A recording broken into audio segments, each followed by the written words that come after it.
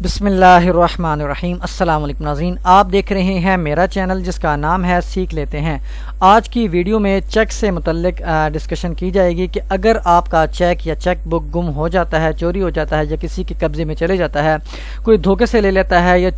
کسی بھی طریقے سے چلے جاتا ہے اور بعد میں اور آپ نے وہ چیک کسی بھی پیمنٹ کی ادائیگی کے لیے نہیں جاری کیا ہوتا اور نہ ہی آپ کے سگنیچر ہوتے ہیں اس چیک پر، اور بعد ازاں وہ چیک کو اپنے خود ہی فل اپ کرتا ہے، اماؤنٹ لکھتا ہے اور سگنیچر کرتا ہے اور بینک میں پیش کرتا ہے کیش کروانے کے لیے، لیکن چیک کو ڈس آنر کر دیا جاتا ہے بینک کی جانب سے، اور اس چیک ڈس آنر ہونے کے خلاف ہونے پر وہ آپ کے خلاف کوئی FIR درج کروا لیتا ہے۔ سیکشن 489 FPPC اس پہ اوفینس لگتی ہے چیک ڈس آنر پر۔ تو اب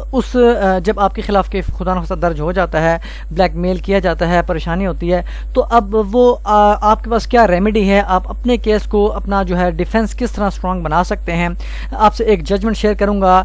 اس کیس میں بھی کافی جو ہے وہ مختلف فورمز پر گیا، جو پیٹیشنر تھا، جو ملزم تھا، لیکن بہت ساری جگہوں سے اس کی اپلیکیشنز جو ہیں وہ ڈسمس ہوئی تھی۔ چونکہ غلط فورم پر بھی گیا تھا تو غلط فورم پر جانے سے ظاہری بات ہے وہ ڈسمس ہوگی، اور پھر وہ کس فورم پر گیا جہاں پہ وہ ایکسیپٹ ہوئی وہ بھی آپ سے انشاءاللہ شیئر کروں گا، اور اس فورم میں جج صاحب نے کیا آرڈر کیا وہ بھی آپ سے شیئر کروں گا۔ لیکن اس سے پہلے ریکویسٹ ہے کہ چینل پر اگر نئے ہیں تو سبسکرائب کریں اور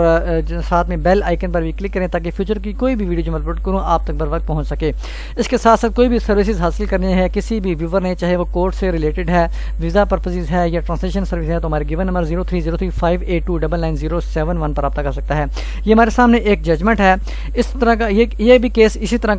طرح کا تھا کہ اس نے کسی کو چیک جاری نہیں کیا تھا بلکہ اس کا چیک چوری ہو گیا تھا اس کے موقف کے مطابق۔ یہاں پہ لکھا ہوا ہے اسٹولن، اس کا چیک چوری ہوا۔ اب جس کے بھی ہاتھ آیا وہ اس نے اس کے خلاف FIR درج کروائی 489 FPPC کے تحت۔ اب اس کا موقف یہ تھا، اس نے انویسٹیگیٹنگ آفیسر کو بھی بتایا کہ میرا چیک چوری ہوا تھا، یہ میرے سگنیچر نہیں ہے، آپ اس کو فورنزک لیب میں بھیجیں۔ یہ جو بھی اس کا موقف تھا اس نے اپنا ڈے 1 سے ہی اس کا یہ موقف تھا کہ یہ میرے سگنیچر نہیں ہے۔ پھر وہ مختلف فورمز پر گیا، سیشن کورٹ میں بھی گیا کہ یہ جو ہے میرا چیک جو ہے چیک ان ڈسپیوٹ ہے، اس کو بھی بھیجا جائے اور میرے جو ایڈمیٹڈ سگنیچرز ہیں اس کو بھی لیا جائے اور کمپیریزن کیا جائے کہ یہ آیا میری ہی سگنیچر ہے، میری ہی ہینڈ رائٹنگ ہے یا نہیں ہے، کیونکہ میرے موقف کے مطابق یہ میری ہینڈ رائٹنگ نہیں ہے اور نہ ہی میری یہ سگنیچر ہیں۔ لیکن مختلف فورمز پر گیا، وہاں سے ڈسمس کر دے گی اپلیکیشنز، کیونکہ وہ غلط فورم پر بھی گیا تھا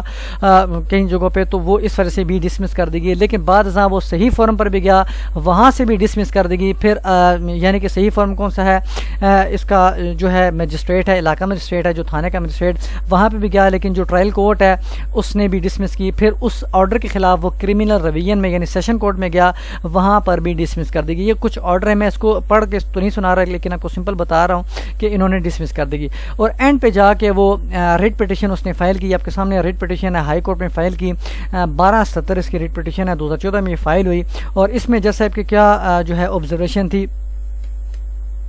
یہاں پہ تو جب سر میں سارا یہ حوالہ دے دیا کہ چلان پیش ہوا اور اس طرح ہوا، اور اس کے بعد اب یہاں پہ انہوں نے خود جیسا میں بتایا کہ وہ پہلے دن سے ہی ایجیٹیٹ کر رہا ہے کہ وہ جو چیک ان ڈسپیوٹ ہے وہ اس نے جاری نہیں کیا اور یہ ایک فورجڈ ڈاکومنٹ ہے۔ تو اب یہ ذمہ داری تھی انویسٹیگیٹنگ آفیسر کی کہ وہ سیکیور یعنی اس کے جو سگنیچر ہیں، اصل والے سگنیچر ہیں پیٹیشنر کے، ملزم کے، وہ حاصل کرے اور چیک کو بھیج دے ان ایڈمیٹڈ سگنیچر کے ساتھ۔ کہاں پہ بھیج دے؟ فورنزک سائنس ایجنسی لاہور میں۔ کس چیز کے لیے؟ تاکہ کمپیریزن ہو سکے اس کے سگنیچرز کا، تاکہ وہ سچ بات معلوم ہو سکے کہ اصل ماجرا کیا ہے، کہ واقعی اس نے چیک جاری کیا یا نہیں کیا۔ تو اب اس طرح یہ اس نے اپنی ذمہ داری جو ہے وہ پوری نہیں کی انویسٹیگیٹنگ آفیسر نے، اور اسی طرح پہ جیسا آپ نے حوالہ دیا ٹرائل کورٹ کا کہ ٹرائل کورٹ نے بھی ڈسمس کی اپلیکیشن، حالانکہ اس کو نہیں کرنی چاہیے تھی۔ اسی طرح سیشن کورٹ نے بھی ڈسمس کی، تو اس نے جج صاحب نے جو ہائی کورٹ ہے اس نے اینڈ پہ یہ آرڈر کیا کہ دونوں جو کورٹس کے آرڈرز ہیں ان کو سیٹ اسائڈ کیا جاتا ہے۔ یہاں پہ لکھا ہے in light of above discussion I have arrived at an irresistible conclusion that the learned trial court as also learned first appellate court as well as have failed to exercise their jurisdiction vested in them under the law and they illegally dismissed the application submitted by the petitioner. اب انہوں نے بتا دیا کہ جو dismiss ہوئی ہیں applications وہ اللیگل ہوئی ہیں. The instant petition is there for allowed. اب یہ جو ریٹ پٹیشن فائل ہوتی ہے جیسے ہم نے الاؤ کی, اور جو امپیونڈ آرڈرز تھے جو یعنی سیشن کورٹ نے اور جو ٹرائل کورٹ نے پاس کیے تھے ان کو سیٹ اسائڈ کیا ہائی کورٹ نے, اور دو اپلیکیشن فائل ہوئی تھی 28/3/2014 کی جو پٹیشنر نے فائل کی تھی اس کو الاؤ کیا, اور ٹرائل کورٹ کو ڈائریکٹ کیا یعنی حکم دیا, تاکید کی کہ وہ پٹیشنر کے ایکیوزڈ کے سگنیچر حاصل کرے اور پھر فارورڈ کرے کہاں پہ, چیک سمیت. یہ جو چیک اس نے جو مبینہ چیک تھا جو اس کے بقول کہ اس نے نہیں جاری کیا, اس چیک سمیت اور اس کے جو ایڈمیٹڈ سگنیچرز ہیں یہ دونوں چیزیں کہاں پہ بھیجے, فورینزک سائنس ایجنسی میں, تاکہ کمپیریزن کیا جا سکے سگنیچرز کا,